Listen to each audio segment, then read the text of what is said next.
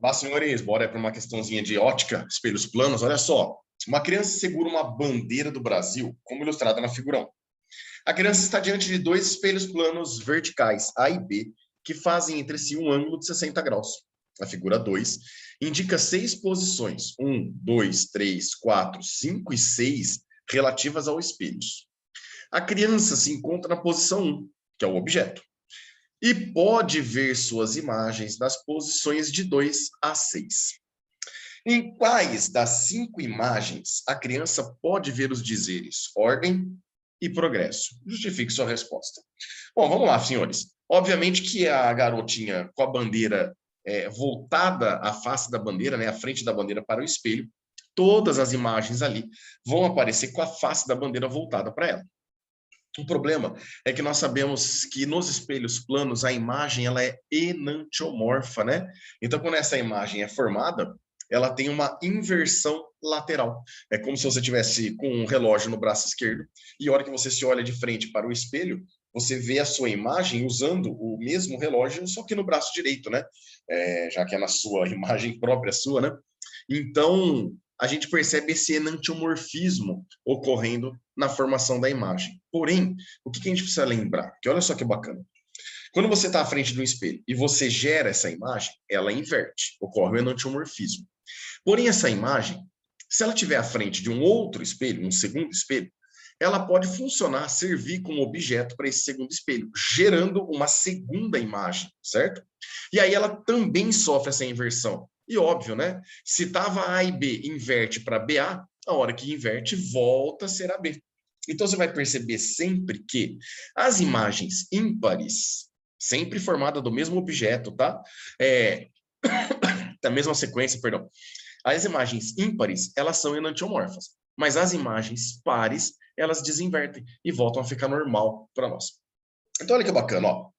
Se a gente observar aqui, olhando para o espelho A, o espelho A está nessa posição, vou colocar mais grosso aqui, ó. O espelho A se encontra nessa posição.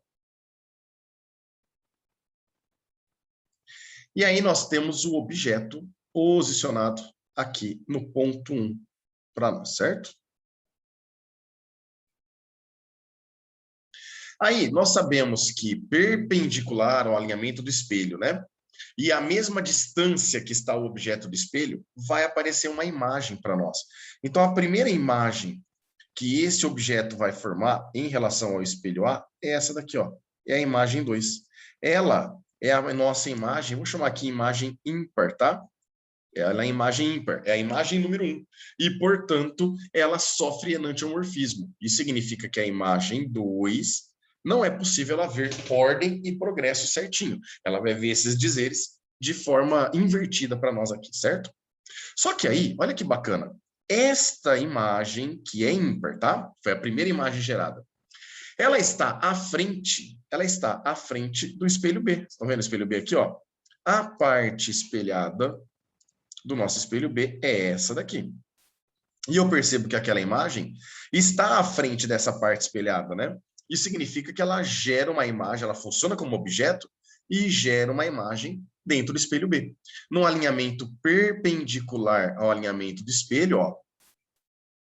Então, no alinhamento perpendicular ao alinhamento do espelho, e a mesma distância que o objeto está do espelho, a imagem também vai ter que estar. Então, essa primeira imagem, ela acaba gerando, dentro do espelho B, uma segunda imagem. E aí ela também sofre enantiomorfismo, certo? Só que essa daqui, por ser a segunda imagem, é a imagem par. E a imagem par, eu disse para vocês que ela não sofre enantiomorfismo. Na verdade, ela sofre, porém ela inverte o invertido, né? Ela desinverte o que já tinha invertido. Portanto, essa imagem, ela consegue ver normalmente aí os dizeres ordem e progresso. Belezura? Mas, se a gente observar esta imagem, que é a número 5, certo? Ela agora funciona como objeto para o espelho A, porque ela continua aqui, ó, à frente do espelho A. Vocês estão vendo? Do alinhamento do espelho A. Então, ela ainda vai gerar uma imagem dentro do espelho A. Certo ou não? E aí, num alinhamento perpendicular, eu vou até traçar um alinhamento do espelho A agora para nós, ó, para a gente poder tentar traçar um alinhamento perpendicular certinho, né? No alinhamento perpendicular ao espelho, é onde vai determinar a nossa imagem. A mesma distância que esse objeto está do espelho, a imagem também deve estar, né? Então, agora nós sabemos que a imagem 5 vai gerar, em relação ao espelho A, uma terceira imagem. Espera aí, terceira imagem significa que essa imagem, de novo, ela vai ser ímpar. Se ela é ímpar, significa que ela sofreu enantiomorfismo, está invertida e, portanto, essa imagem não é uma imagem que essa garotinha consegue ver os dizeres corretos. Fechou? Agora percebo que essa imagem 4, meninos, ela não está mais à frente nem do espelho A, ó, ela ficou para trás do espelho A, nem do espelho B, ó, ela ficou para trás do espelho B.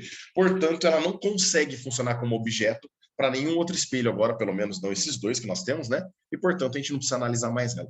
Só que agora, olha o que eu vou fazer. Eu vou analisar a imagem, o objeto, perdão, 1, gerando uma imagem aqui dentro do espelho B, ó, num alinhamento perpendicular. E aí, a mesma distância que o objeto está do espelho, a imagem também vai estar. Portanto, ela vai gerar essa primeira imagem dentro do espelho B. Então, essa primeira imagem aqui, ó, como é a número 1, ela é ímpar. Significa que ela sofre o enantiomorfismo, os dizeres vão estar invertidos, portanto, a gente não consegue ler corretamente, certo? Mas esta imagem está à frente do espelho A. Olha o espelho A aqui, ó. Isso significa que ela funciona como objeto para o espelho A, gerando uma nova imagem. Então, ela funciona como objeto e gera uma segunda imagem. Óbvio, né? Traçando um alinhamento perpendicular ao espelho A, ó, e a mesma distância que o objeto está do espelho, a imagem também tem que estar do espelho, a gente percebe que nós vamos ter uma imagem gerada lá no ponto 3. Espera aí. Essa é a segunda imagem gerada, né? Nessa sequência. Portanto, ela é uma imagem par. Se ela é uma imagem par, ela já inverteu e agora ela desinverte. Portanto, ordem e progresso fica fácil de ler. Essa 3, ela consegue ler normalmente. E aí, por último, essa imagem que nós encontramos aqui, a 3, perceba que ela está à frente do espelho B, ó. Ela está à frente da parte espelhada do espelho B. Vamos prolongar o espelho B aqui, ó. Se eu prolongar o espelho B, eu percebo que aquela imagem 3 ainda está à frente desse espelho. Portanto, num alinhamento perpendicular ao espelho, ó, e a mesma distância que o objeto se encontra do espelho, a imagem também se encontra, nós vamos poder falar que essa imagem, funcionando como objeto para o espelho B, gera mais uma imagem, que sobrepõe, né, com a imagem 4. Mas olha que bacana, a primeira imagem estava aqui, a segunda para aqui, essa é a terceira. Isso significa que essa imagem também é ímpar. Isso significa que essa imagem a gente também não consegue ler o ordem e progresso normalmente, certo? Então, a resposta, ele quer saber aonde ela consegue ver as imagens de forma correta, né? Ler a palavra ordem e progresso, seria na imagem 3 e imagem 5. Nas outras, a justificativa seria o quê? As outras imagens, ao sofrerem enantiomorfismo, elas ficam invertidas, não sendo possível ler com nitidez, né? Você precisaria forçar um pouquinho aí para conseguir ler o que estava escrito. Fechou, meninos? Grande abraço a todos e até a próxima.